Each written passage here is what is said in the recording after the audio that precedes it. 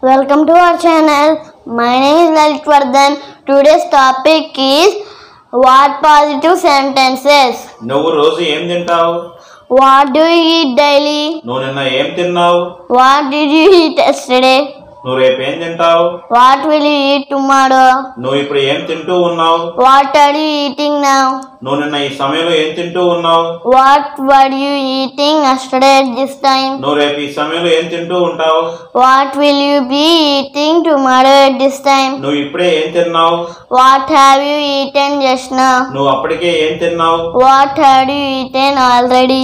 నువ్వు రేపటికల్లా ఏం తిని ఉంటావు? What will you have eaten by tomorrow? నువ్వు 2 రోజులు ఏం తింటూ ఉన్నావు? What have you been eating for 2 days? నువ్వు అప్పటికే 2 రోజులు ఏం తింటూ ఉన్నావు? Then what had you been eating for 2 days? నువ్వు రేపటికల్లా ఏం తింటావు? 2 రోజులు అవుతూ ఉంటది.